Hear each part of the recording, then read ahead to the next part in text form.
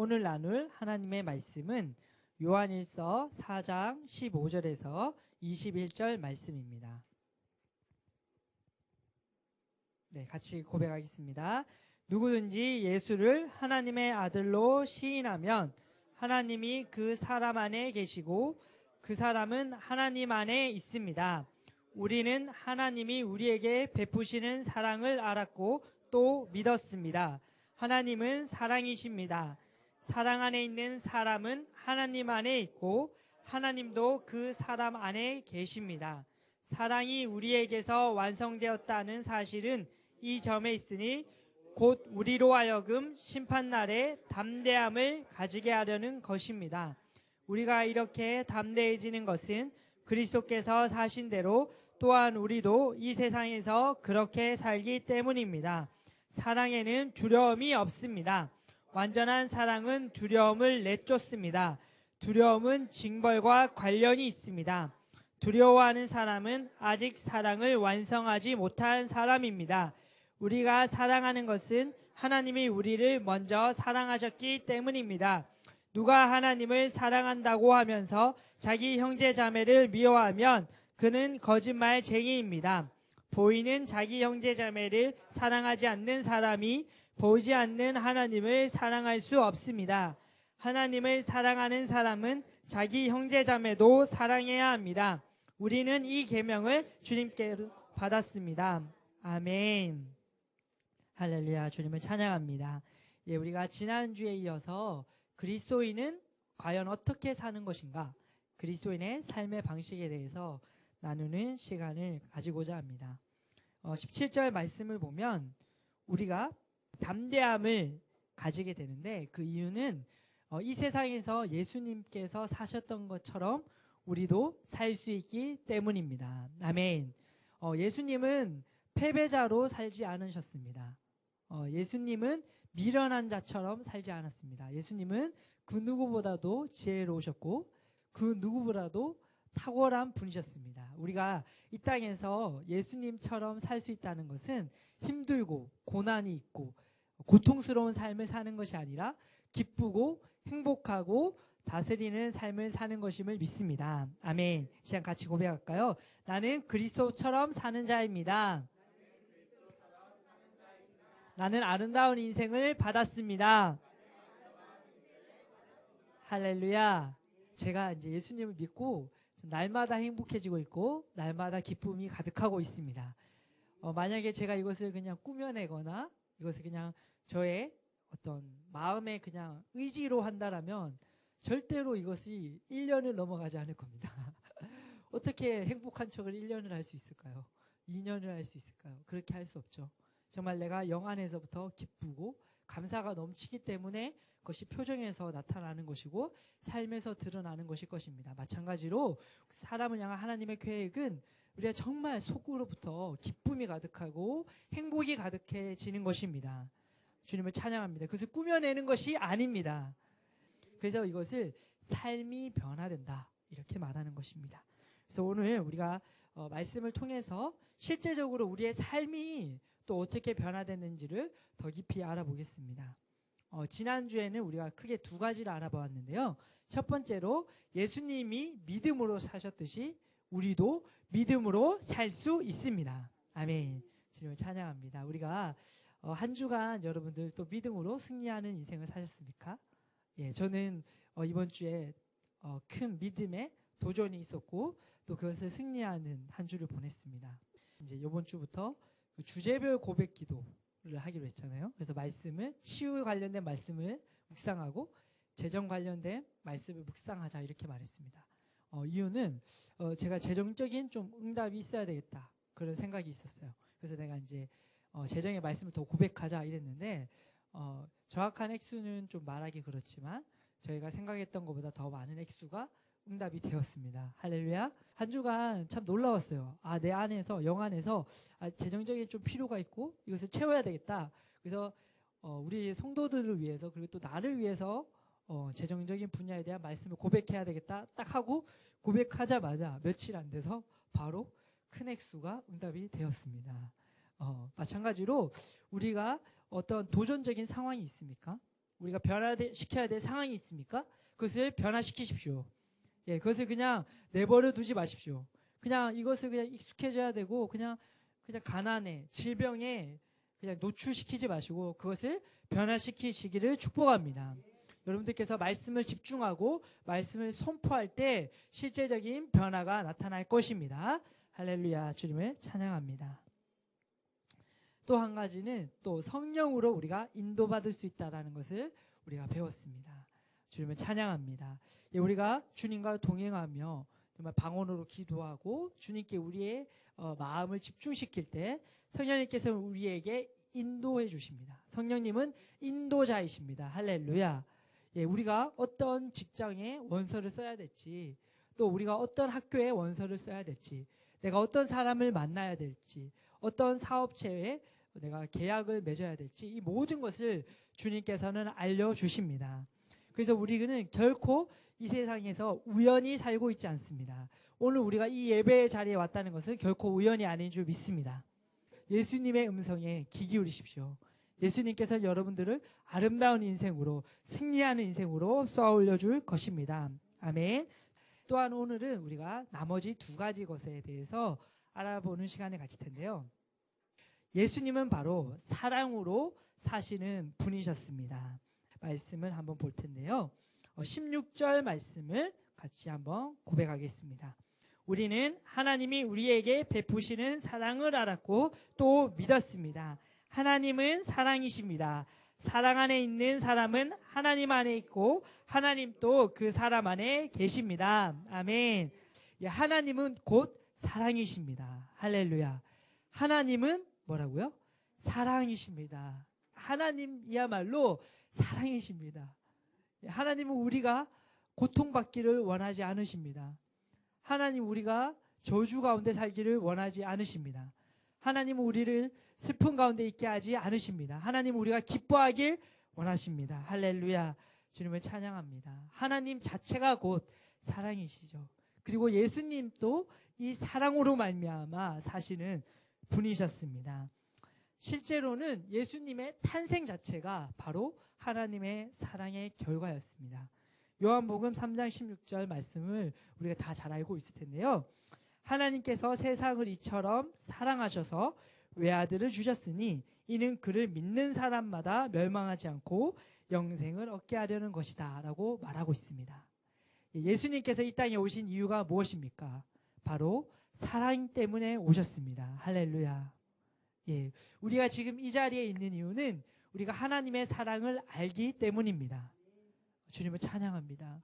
하나님은 우리를 너무나도 사랑하십니다. 그러므로 여러분들 기뻐하십시오. 자유하십시오. 정말 하나님이 우리를 얼마나 사랑하시는지를 알 때 너무나도 놀라운 가치가 있다는 것을 알게 될 것입니다. 이 시간 고백할까요? 난 너무나도 아름다운 자입니다. 할렐루야. 주님을 찬양합니다. 저는 예수님을 만나기 전에 제가 가치 있는 자라고 생각해 본 적이 없어요. 저는 그냥 많은 사람들 중에 그냥 한 사람이고 저는 그냥 평범한 사람이고 제가 남들보다 떨어진다는 생각까지는 잘 안 했어요. 그러나 내가 남들보다 낫다라는 생각은 안 했어요. 저는 그냥 비슷한 사람, 그냥 평범한 사람으로 저를 봤지 제가 정말 특별하고 존귀하고 가치 있다라는 생각을 해본 적이 없습니다. 그래서 제가 예수님을 만나고 나서 예수님이 나를 너무나도 사랑하셨기 때문에 나를 대신해서 죽으셨다는 것을 알게 되고 정말 내가 얼마나 가치가 있으면 예수님께서 나를 대신해서 죽으셨을까라는 생각을 하게 되었고 그 사랑에 압도당했습니다. 할렐루야. 예, 여러분들을 향한 하나님의 사랑도 마찬가지입니다. 여러분들을 너무나 사랑하기 때문에 예수님께서는 십자가에서 죽기까지 하셨습니다. 그 예수님의 사랑이 지금 우리 안에도 부어져 있습니다. 할렐루야. 예, 로마서 5장 5절은 성령님을 통하여서 하나님의 사랑이 우리 안에 부어졌다라고 말하고 있습니다. 아멘. 이 사랑은 재창조된 새로운 피조물의 영의 열매입니다. 예, 우리의 영 안에 이미 사랑이 부어져 있고 이 사랑은 우리의 영의 열매입니다. 그러므로 우리도 사랑으로 사는 것이 마땅한 줄 믿습니다. 아멘. 우리는 사랑의 하나님의 사랑의 자녀이기 때문입니다. 아멘. 우리의 하나님, 우리의 아버지이신 그분은 항상 사랑으로 생각하시고 사랑으로 말하시고 사랑으로 행하시는 분이십니다. 그분의 자녀인 우리도 항상 사랑으로 생각하고 사랑으로 말하고 사랑으로 행하도록 창조되었습니다. 할렐루야. 주님을 찬양하고 예배합니다. 아멘. 예수님은 과연 어떻게 사랑하셨을까요? 우리가 누가복음 23장 34절을 같이 볼 텐데요. 누가복음 23장 34절 말씀을 같이 한번 보겠습니다. 놀랍죠? 예수님께서 십자가에서 죽으시는 상황을 말씀하고 있습니다. 여러분들 생각 한번 해보겠습니다. 우리가 다른 사람들을 사랑할 수도 있고 용서할 수도 있죠. 사소한 것들은 그렇게 할 수 있습니다. 그런데요, 지금 자신을 죽이는 사람들 앞에서 예수님께서 이렇게 말하는 겁니다. 하나님, 아버지, 저 사람들의 죄를 용서해 주세요. 왜냐하면 저 사람들이 지금 무슨 일을 하고 있는지 몰라서 그런 것입니다. 여러분들 아무리 착한 사람도 자신을 죽이는 사람 그 앞에서 하나님, 이 사람이 지금 뭘 하는지 몰라서 그러니까 이 사람의 죄를 용서해 주세요라고 말할 수 없습니다. 이것은 자신보다 남을 더 사랑하는 정말 무조건적인 사랑을 하는 하나님의 아가페 사랑인 줄로 믿습니다. 예수님은 어떤 분이셨습니까? 자신을 죽이는 사람까지도 사랑하시는 그런 분이셨습니다. 할렐루야. 주님을 찬양합니다. 이 사랑이 우리 안에 부어져 있습니다. 우리가 정말 예수님 안에서 성장한다라면 우리도 이러한 사랑으로 사랑할 수 있습니다. 사도행전에 보면 스데반 집사님이 나오는데요. 이 스데반 집사님이 예수님을 믿는 이유 때문에 돌을 맞아서 죽는 상황이 생겼습니다.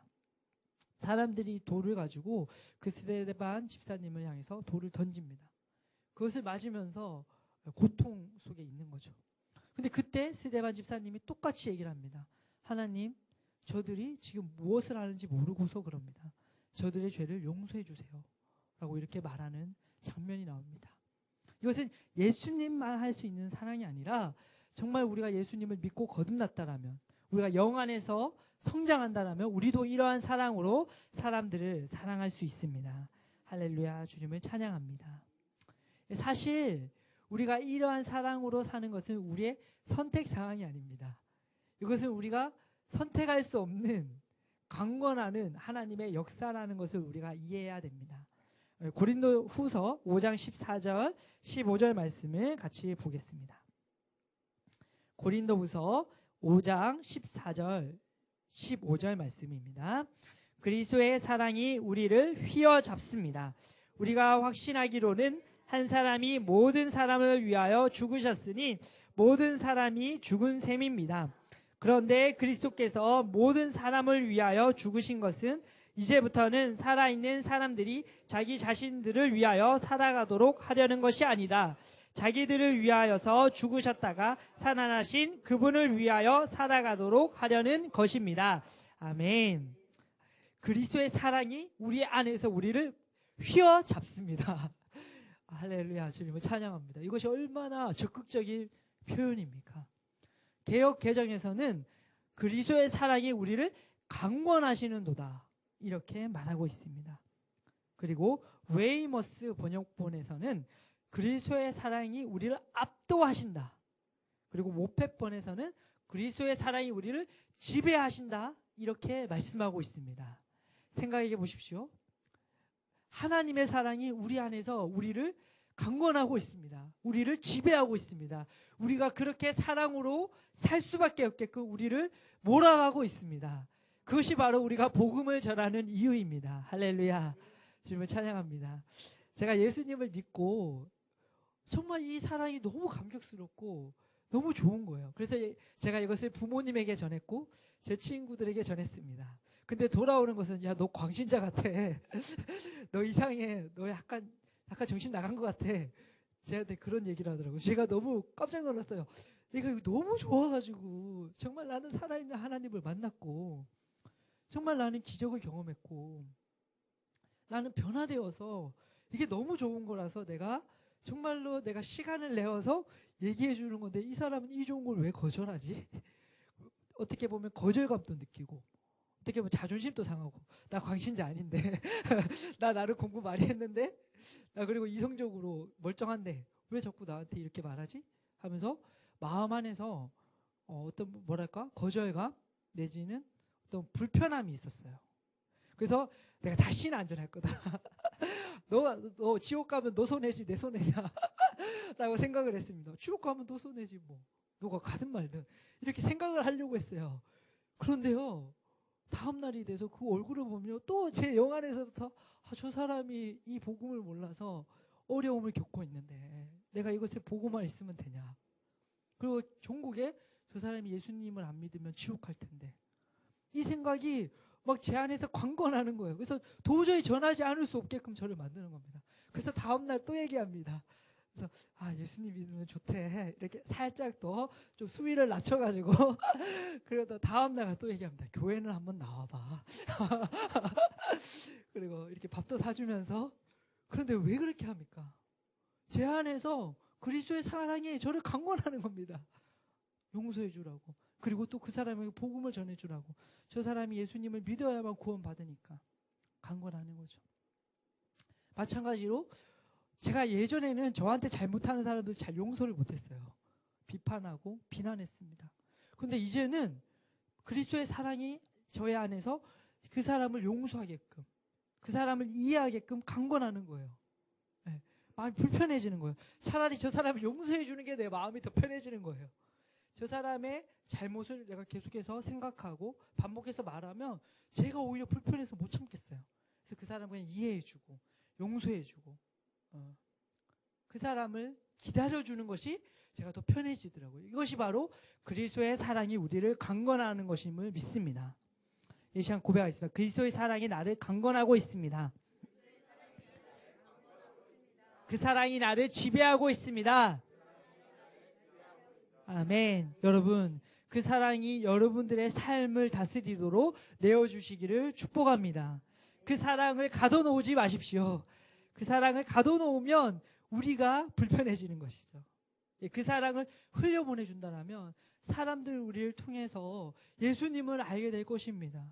그리고 참된 기쁨과 평강과 승리의 삶으로 쏘아올려질 것입니다. 아멘. 제가 초등학교 때 저에게 복음을 전해주는 작은 할머니가 계셨습니다. 저는 근데 그 할머니가 저에게 잔소리하는 게 너무 싫어서 교회를 갈 시간쯤이 되면은 할머니가 저를 데리러 오니까 그 시간대에 아예 도망을 갔습니다. 마주치지 않으려고. 어떻게든 교회를 안 가려고. 예, 저도 그랬습니다. 왜냐하면 몰랐으니까요. 정말 몰랐어요. 근데 제가 예수님을 믿고 나서 이제 그 할머니를 그 작은 할머니한테 저에게 교회 가라고 얘기해 준 거 너무 감사하고 또 저를 이렇게 기도해 주신 거 감사하다라고 얘기를 하고 싶은데 그분이 이미 돌아가셨어요. 그래서 제가 너무 그게 가슴이 아픕니다. 제가 그분이 돌아가시기 전에 제가 예수님 믿은 모습을 보여줬었으면 그분이 얼마나 더 기뻐하셨을까 이런 안타까움이 있어요. 예. 그러니까 그리고 저에게 복음을 전해줬던 모든 사람들이 다 스쳐 지나갑니다. 내가 그 사람들한테 미안하다. 이 좋은 것을 소개시켜 주려고 했는데 내가 왜 그걸 거절했을까? 라는 생각이 들고 또 반대로 저도 그랬었기 때문에 제가 복음을 전할 때 그것을 받아들이지 않는 사람에 대해서 저는 이해합니다. 그러나 그 하나님의 사랑이 제 안에서 지금 또 역사하고 있습니다. 그 사람들을 이해하고 사랑하도록 복음을 전하도록 저를 이끌어가고 있습니다. 여러분들도 그런 삶을 사시기를 축복합니다. 그것이 바로 그리스도인의 삶이고 그리스도인의 인생입니다. 하나님의 사랑으로 용서하고 하나님의 사랑으로 인내하는 것이 바로 우리의 삶입니다. 아멘. 또한 예수님은 하나님의 사랑으로 기능했기 때문에 창조주임에도 불구하고 섬기는 인생을 사셨습니다. 요한복음 13장 12절에서 17절 말씀을 보면 예수님께서 제자들의 발을 씻기는 장면이 나옵니다. 이것을 우리가 요즘에는 이제 세족식이다라고 이렇게 말하는데요. 예수님께서 제자들의 발을 씻기려고 하니까 베드로가 깜짝 놀랐어요. 왜냐하면 발은 주인이 씻길까요? 종이 씻길까요? 종이 씻깁니다. 과거에 이스라엘에는 우리처럼 이렇게 앞뒤가 막혀있는 신발을 신는 게 아니라 지금 우리로 생각하면 슬리퍼 같은 것을 신고 다녔어요. 그래서 그리고 또 포장된 도로가 아니라 흙먼지가 많이 날리는 길을 다녔습니다. 그래서 그 나라의 문화는 뭐냐면 항상 밖에 외출을 하고 들어오면 종이 딱 무릎을 꿇고 주인의 발을 씻겨주는 거예요. 이게 문화였습니다. 항상 주인이 외출해서 딱 들어오면 종이 발을 씻겨주는 거예요. 그래서 발을 씻겨주는 것은 종이 하는 일입니다. 근데 예수님께서 제자들의 발을 씻겨주려고 하는 거예요. 그래서 베드로가 깜짝 놀라서 예수님 뭐 하시는 거예요? 제가 발을 씻겨줘야죠. 그래서 제가 당신의 발을 씻겨주겠습니다. 이렇게 말하니까 예수님께서 아니다. 내가 너의 발을 씻겨줘야 한다. 그리고 제자들의 발을 씻겨줍니다. 그러면서 말씀해 줍니다. 하나님 나라에서는 섬기는 자가 오히려 높은 자다라고 이렇게 말씀하고 있습니다. 우리가 이 세상에서는 권력을 가지고 남을 조종하고 남을 지배하고 남한테 명령하는 사람이 더 높아 보입니다. 그러나 하나님의 나라는 그렇지 않습니다. 하나님의 나라는 오히려 더 섬기고 더 낮아지고 더 겸손한 사람이 더 높은 사람입니다. 그리고 하나님의 사랑으로 기능한다는 것은 바로 더 낮은 자리에서 더 많이 섬기고 더 많이 일하고 더 많이 나눠주는 사람이 바로 높은 자리에 있는 것임을 믿습니다. 그러므로 여러분 정말 예수님처럼 산다는 것은 무엇입니까? 예수님처럼 사랑하고 예수님처럼 겸손하게 다른 사람을 섬기는 것이 바로 우리의 삶인 줄 믿습니다. 로마서 1장 1절을 보면 예수 그리스도의 종 바울은 이라라고 말합니다. 예수 그리스도의 종 바울은 사도로 부르심을 받아 이렇게 말하고 있는데요. 여기에서 종이라고 번역된 헬라어 원어는 둘로스입니다. 둘로스라는 이 표현은 종이라는 단어로 해석하기에는 좀 부족합니다. 이 둘로스라는 말의 어원을 한번 잘 보자면 이것은 바로 사랑의 종이라는 표현이 맞습니다. 그러니까 예수 그리스도의 사랑의 종 바울은 사도로 부르심을 받아라고 표현하는 것이 정확한 표현입니다. 할렐루야, 주님을 찬양합니다. 그러므로 그리스도인은 사랑의 종입니다. 이 시간 고백하겠습니다. 나는 사랑의 종입니다. 나는 사랑의 노예입니다. 아멘. 제가 대학교 때 제가 제 스스로를 부르는 멘트가 있었어요. 지금은 제가 새로운 피조물 김진수 이렇게 말하고 있는데요. 대학교 때 저는 이렇게 말했습니다. 예수 그리스도의 사랑에 빚진 자 김진수. 우리는 하나님의 사랑, 예수님의 사랑에 빚을 진 자들입니다. 아멘. 예수님께서 우리를 먼저 사랑하셨습니다. 우리가 죄인 되었을 때 예수님께서는 우리를 사랑하셔서 우리 위해서 섬기고 우리 위해서 자신의 목숨을 내어주셨습니다. 그래서 그리스도인은 믿음으로써 상황을 바꾸고 기적을 창조해내고 성령의 인도를 받을 뿐만 아니라 무엇보다 그리스도인들은 사랑하고 섬기며 나눠주는 자들입니다. 아멘. 그러므로 우리가 실제 삶의 영역에서 여러분들 직장에서 가정에서 학교에서 여러분들 섬기는 자가 되시기를 축복합니다. 아멘. 섬기는 자가 되십시오. 몸으로써 섬기고 또 우리의 기도로써 섬기고 물질로써 섬길 때 정말 하나님께서 영광 받으실 것입니다. 아멘. 주님을 찬양합니다. 우리는 사랑의 노예, 사랑의 종으로 부름받았습니다. 네 번째, 예수님은 어떤 삶을 사셨습니까? 예수님은 영혼을 구원하며 하나님의 뜻을 이루는 삶을 사셨습니다. 첫 번째, 예수님은 복음을 전하는 자로 사셨습니다. 우리 누가복음 4장 33절, 44절 말씀을 같이 보겠습니다.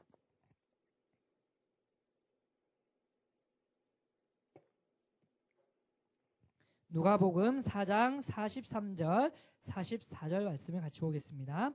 그러나 예수께서 그들에게 말씀하셨다. 나는 다른 동네에서도 하나님 나라의 복음을 전해야 한다. 나는 이 일을 위하여 부르심을 받았기 때문이다. 그리고 예수께서는 유대의 여러 회당에서 복음을 선포하셨다. 아멘. 예수님은 기적적인 일을 행하셨고 하나님의 영으로 인도함 받으셨고 또 종으로서 섬기셨습니다.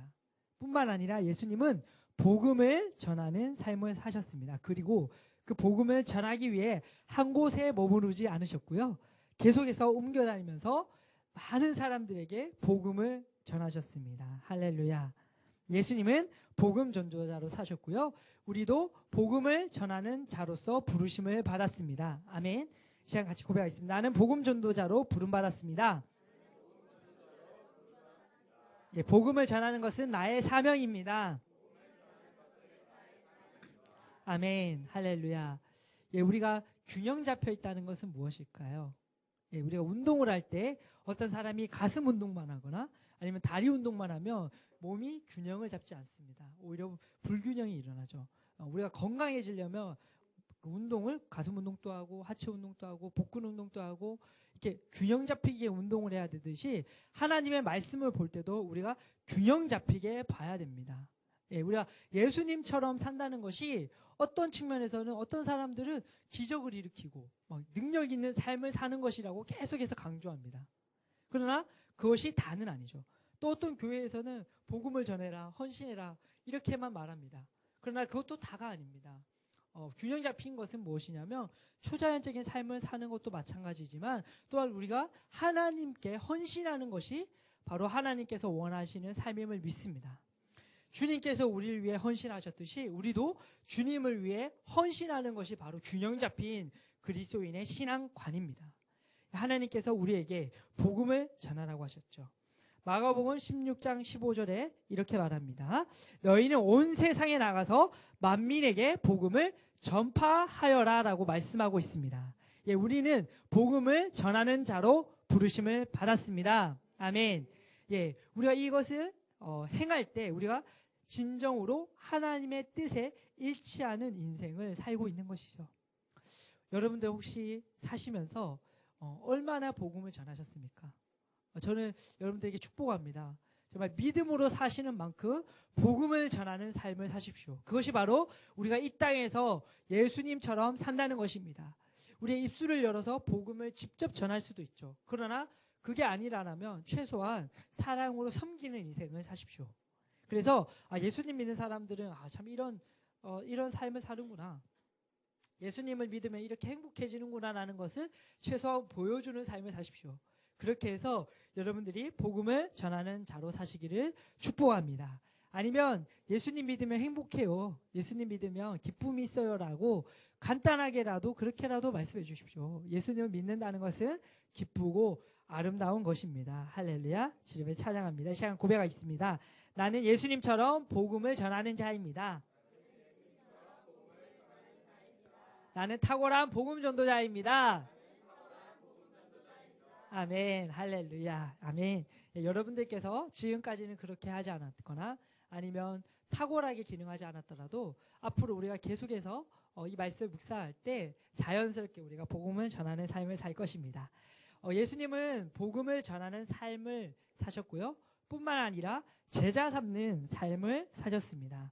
예수님은 12명의 제자들을 부르셨고 그 제자들과 함께 3년이라는 생활 동안 함께 생활하고 함께 기능하면서 그들을 제자로 삼으셨습니다. 마태복음 4장 19절 20절을 보면 이렇게 말합니다. 나를 따라오너라 나는 너희를 사람을 낚는 업으로 삼겠다 이렇게 말했죠. 예수님께서는 제자들을 어쩌다 한번 교육하고 그냥 가르쳐주는 것이 아니라 그 제자들과 함께 삶을 공유하면서 예수님을 닮은 사람들로 만들어냈습니다. 삶을 함께하고 여러분들이 언제든지 멘토링 해줄 수 있고 여러분들이 언제든지 영향력을 끼쳐줄 수 있는 제자가 있습니까? 제자가 있는 것이 참된 예수님을 닮은 삶으로 산다는 것이죠. 예, 제자를 가지시기를 축복합니다. 아멘. 그 제자를 가진다는 것은요, 뭐 강제로 막 조종하는 것이 아니죠. 뭐 옛날에 저희 이제 무협지나 옛날에 어떤 영화나 드라마 보면 제자 삼는다 이러면요 3년 동안 바닥 쓸게 하는 거예요. 바닥 3년 쓸고 나면 그래 이제 내가 기술 하나 가르쳐 줄게 이런 개념을 좀 가지고 있는데 그런 게 아닙니다. 제자 삼는다는 건 뭐냐면 제가 좋은 거 있으면 항상 같이 하는 거예요. 예, 사역할 때 항상 같이 하는 거예요. 예, 한 좋은 일이 있으면 항상 같이 하는 겁니다. 그래서 항상 삶을 같이 공유하는 거. 정말 그 누구보다 친밀한 관계가 되는 거. 그것이 바로 제자 삼는다는 거죠. 예수님은 관계를 잘 맺는 분이셨습니다. 예수님에게는 어떠한 죄인도 어떠한 사람도 정말 가까이 가셨고요. 예수님과 함께 하기를 기뻐했습니다. 여러분들이 만약에 살면서 직장에서 인정받고 탁월한 삶을 살고 있는데 주변 사람들이 옆에 오기를 싫어하고 있다면 한번 돌이켜 보셔야 되는 거예요. 옆 사람들이 같이 하고 싶은 사람이 돼야 됩니다. 좀 더 부드럽게 말하고 좀 더 이해해주고 그것이 바로 그리스도를 닮는다는 겁니다. 그래서 여러분들이 제자를 만드시기를 축복합니다. 특별히 3명 정도 있으면 참 좋은 것 같아요. 3명에서 12명 정도가 좋은데 3명 정도 제자를 삼으십시오. 그리고 제자를 삼을 때 더 아름답고 풍성한 삶을 살게 되는 것이죠. 할렐루야. 주님을 찬양합니다. 마태복음 28장 18절에서 20절 같이 보겠습니다. 예수께서 다가와서 그들에게 말씀하셨다. 나는 하늘과 땅의 모든 권세를 받았다. 그러므로 너희는 가서 모든 민족을 제자로 삼아서 아버지와 아들과 성령의 이름으로 침례를 주고 내가 너희에게 명령한 모든 것을 그들에게 가르쳐 지키게 하여라. 보아라, 내가 세상 끝날까지 항상 너희와 함께 있을 것이다. 아멘. 아멘. 모든 민족에게 복음을 전할 뿐만 아니라 모든 민족을 제자 삼으라 이렇게 말했습니다. 제자 삼으십시오. 아멘. 관계를 잘 맺으십시오. 주님께서 우리에게 그렇게 할 수 있는 능력을 주십니다. 우리가 어제 디모데후서 2장 2절 말씀을 같이 배웠는데요. 그대가 많은 증인을 통하여 나에게 들은 것을 믿음직한 사람들에게 전수하십시오. 그리하면 그들이 다른 사람들을 또한 가르칠 수 있을 것입니다. 이렇게 말합니다. 사도 바울은 디모데를 제자 삼았고 디모데는 다른 사람을 제자 삼았고 그 사람들은 또 다른 사람들을 제자로 삼았습니다. 그래서 위에서부터 영적인 은혜가 기름 부음이 흘러가죠. 이 사람이 제자 삼고 제자 삼고 제자 삼는 거죠. 제가 20대 때 군대를 가기 전에 김지로 목사님의 설교를 듣고 제가 굉장히 충격을 받았던 게 있습니다. 나이가 이제 20살이 넘었는데도 만약에 너를 정말로 위해주고 너의 인생을 위해서 진심으로 기도해주고 너의 인생의 다음 단계를 알려줄 멘토가 없다라면 인생을 잘못 산 것이다. 지금이라도 빨리 정신 차려라. 제 그 설교를 듣고 제가 깜짝 놀랐어요. 제가 교회에는 그래도 한 4년 다녔거든요. 그리고 매일같이 성경을 보고 기도하고 책을 봤는데 저에게 멘토가 없는 거예요. 제가 목사님하고 일주일에 한 번 만났지 않았어요. 그냥 목사님은 제가 설교를 잘 해주는 분이셨어요.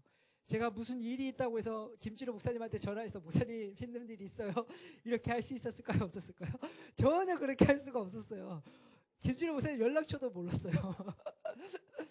이해가 되십니까? 정말로 여러분들이 힘들 때 언제든지 연락할 수 있는 멘토가 있습니까? 그게 있어야 되는 거예요. 그게 있어야 여러분들이 실패하지 않는 인생을 살 수 있는 겁니다. 여러분들이 어떤 결정을 할 때 그 사람이 시키는 대로 하는 게 아니죠. 그러니까 내 멘토가 하라는 대로 인생을 살지는 않습니다. 그러나 나의 다음 선택에 대해서 조언해 줄 수 있는 사람, 같이 고민해 줄 수 있는 사람, 같이 기도해 줄 수 있는 사람이 있어야 되는 겁니다. 특별히 말씀을 먼저 알았던 사람, 나보다 더 성장한 사람, 나보다 더 지혜로운 사람 중에 멘토가 있어야만 이 세상을 살아남을 수가 있고요. 또 승리할 수 있습니다. 할렐루야. 주님을 찬양합니다. 그러므로 참된 제자가 되시기를 축복합니다. 내가 제자가 되지 않았는데 제자 삼을 수는 없습니다. 먼저 내가 누군가의 제자가 되어야만 그 다음에 내가 제자를 삼을 수 있는 거죠. 그러니까 사랑이 있는 사람, 자신이 제자가 될 때는요, 멘토에게서 크게 3가지를 보십시오. 첫째, 저 사람이 하나님의 말씀을 잘 알고 있느냐, 모르고 있느냐. 2번째, 그 말씀을 실제로 살아내느냐, 못 살아내느냐. 3번째, 사랑이 있느냐, 없느냐. 그걸 보십시오. 이 3가지 것들이 있다라면 여러분들이 배우기에 충분합니다. 여러분들이 그의 제자가 되어서 배우십시오. 그리고 또 지식을 배우는 게 아니라 삶을 같이 하세요. 같이 밥도 먹으시고 차도 마시시고 놀러도 가시고 그렇게 하시기를 축복합니다. 특별히 우리 교회에서는 1:1 양육과 셀 모임을 통해서 하고 있으니까 1:1 양육과 셀 모임을 통해서 여러분들이 먼저 제자가 되시고, 그리고 이제 어느 순간부터 여러분들이 1대1 양육을 하십시오. 그리고 여러분들이 셀 모임을 인도하십시오. 여러분들이 그렇게 제자 삼을 때 정말 예수님처럼 살게 될 줄 믿습니다. 할렐루야. 여러분, 왜 우리가 복음을 전해야 될까요? 그리고 왜 우리가 제자를 삼아야 될까요? 우리가 영혼을 구원할 때만 알 수 있는 하나님의 깊이가 있기 때문입니다. 마가복음 16장 20절을 보면 그들이 나가서 곳곳에서 복음을 전파하였다. 주님께서 그들과 함께 일하시고 여러 가지 표징을 따르게 하셔서 말씀을 확증하여 주셨다. 이렇게 말합니다. 복음을 전하는 자들에게 주님께서는 함께 하십니다. 아멘.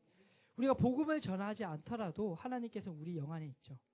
그러나 하나님이 실제로 나의 삶에서 임재하거나 실제적인 영역에서 나타나지 않을 수는 있습니다. 영적인 영역에서는 함께하고 있는데 실제적인 영역에서는 나타나지 않는 거예요. 속량에는 법적인 측면이 있고 실제적인 측면이 있습니다.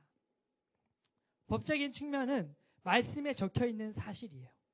주님께서 채찍에 맞음으로 내가 나음을 얻었다. 이거는 법적인 측면입니다. 이것은 사실이죠.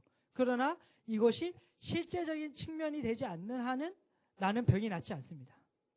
병이 나으려면 이 법적인 사실이 실제적인 사실로 깨달아져야 되는 것이죠. 하나님의 임재도 마찬가지입니다. 하나님의 임재는 법적으로 항상 우리와 함께하고 있습니다. 이것은 법이죠. 그러나 이게 실제적인 측면에서 나타나야 돼요. 실제적으로 나의 삶에서 나타나야 되는 것이죠. 그 실제적인 나타남은 어디에 있습니까? 복음을 전할 때마다 주님께서는 능력으로 역사하는 것입니다. 할렐루야, 주님을 찬양합니다. 제가 대학원에서 그 은사를 잘 믿지 않는 교수님에게 이번 주에 수업을 들었습니다. 근데 그 교수님도 이건 인정해요. 선교지에서 복음을 전하면 병이 낫고 기적이 나타나더라. 그것은 그 사람들이 담대하고 목숨을 걸고 복음을 전하기 때문에 그 말씀을 전하는 그 사역 가운데 주님의 임재가 나타난다는 것이죠. 할렐루야, 주님을 찬양합니다. 은사를 잘 안 믿는 분도 이거는 인정해요. 복음을 전파할 때 주님은 역사하신다. 복음을 전파할 때 하나님은 임재하신다는 것을 믿습니다. 예, 우리가 더 하나님을 알고 싶다라면, 우리가 하나님의 역사를 더 알고 싶고 그분의 인성을 더 알고 싶고 그분을 더 풍성히 깨닫고 싶다라면, 더 아름다운 인생을 살고 싶다라면 여러분들이 복음을 전파하시고 제자가 되고 또 제자를 삼으시기를 축복합니다. 아멘. 예, 하나님의 복음을 전파할 때만 알 수 있는 하나님의 깊이가 있습니다. 저의 삶을 돌아보아도 그렇습니다. 제가 성경 말씀을 통해서 또 신앙서적을 통해서 하나님의 사랑에 대한 글을 많이 읽었습니다. 법적인 사실에서 그 글을 많이 읽었죠. 그러나 제가 이제 리더가 돼가지고 멤버들 위해서 기도하는 거예요. 멤버들 직장에 잘 갔으면 좋겠다. 제가 이게 뭐 여러 가지 얘기하는데, 리더들 중에 이제 저희 교회에 이제 오래 있었던 리더들 하면 이제 민석이, 동석이, 혜진이가 있죠. 이 친구들 새벽에 직장 취업해서 제가 눈물이 나더라고요. 제가 왜 울까요? 얘들 직장 취업했는데 내가 왜 울어? 얘들이 뭐 직장 취업했다고 저한테 뭐 돈 100만 원 주는 것도 아니잖아요. 그렇게 달라고 주면 안 돼요. 달라는 것도 아니고 그냥 그게 너무 좋은 거예요. 부모님들이 자식이 잘 되면 왜 행복합니까? 사랑하니까 그런 거 아니겠습니까? 그 제가 울면서 제가 신기해요. 내가 왜 울고 있지? 이상하다. 그러면서 제가 느껴요. 아, 이게 사랑인가 보다. 예전부터 하나님의 사랑에 대한 책을 봤고요. 성경 말씀을 봤어요. 성경 책을 보면요, 하나님은 사랑이시다는 말이 구구절절히 나와 있어요. 근데 제가 그걸 봤을 때 그냥 그런가 보다 이러고 말아요. 그냥 하나님 날 사랑하는가 보다. 근데 제가 섬기고 제가 사랑하고 제가 제자를 삼다가 그 제자들이 이제 잘 되는 거예요. 그러니까 제 안에서부터요, 막 너무 기쁜 거예요. 이렇게. 그래서 제가 깨닫는 거예요. 하나님이 날 이렇게 사랑하나 보다. 그런 생각을 하게 돼요. 와, 그렇구나. 하나님이 날 이처럼 사랑하고 내가 잘 되면 너무 행복하신 거예요. 제가 잘 되면 누가 행복하다고요? 하나님이 행복하신 거예요. 하나님이 제가 잘 되면 질투할까요? 전혀 안 그렇습니다. 너무 잘 되면 내가 교만해질까 봐 막 질병으로 치고 막 가난하게 좀 만들어주고 그렇게 하지 않으십니다. 할렐루야. 주님을 찬양합니다. 예, 여러분들 하나님을 섬기십시오. 그리고 사람들을 섬기십시오. 그때만 알 수 있는 하나님의 깊이가 있음을 믿습니다. 아멘. 예, 우리가 이 땅에서 예수님처럼 살도록 지음을 받았습니다. 예수님처럼 믿음으로 기적을 행하는 삶을 사시기를 축복합니다.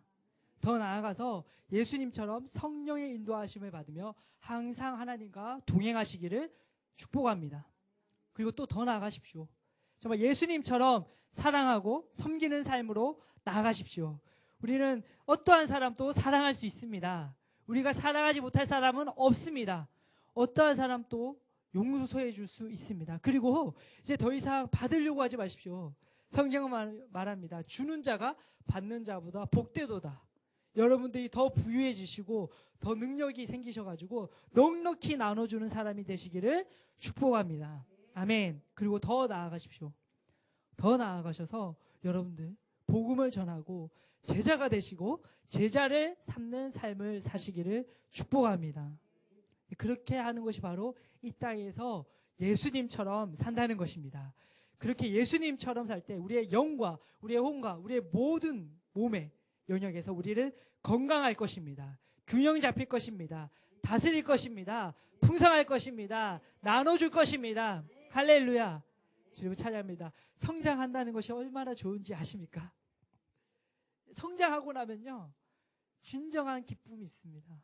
진정한 평안이 있습니다. 나눠주고 사랑하고 복음을 전하고 제자가 되고 제자를 삼고 믿음으로 정복하고 성령 인도 받으면서 성장하는 거예요. 계속 성장하는 거예요. 그러면 여러분들이 어느 순간에 딱 승리의 자리에 서 있습니다. 승리의 자리에 서 있습니다. 더 이상 질병 때문에 고통받을 필요가 없습니다. 더 이상 재정 때문에 고통받을 필요가 없습니다. 네, 성장하십시오. 여러분들께서 정말 10년 후에, 20년 후에는 지금과는 전혀 다른 인생을 살고 있을 것입니다. 할렐루야. 주님을 찬양합니다. 예, 주님께서 우리에게 주신 감동의 말씀들이 있을 텐데요. 예, 그 감동을 따라서 이 시간 기도하는 시간 가지겠습니다.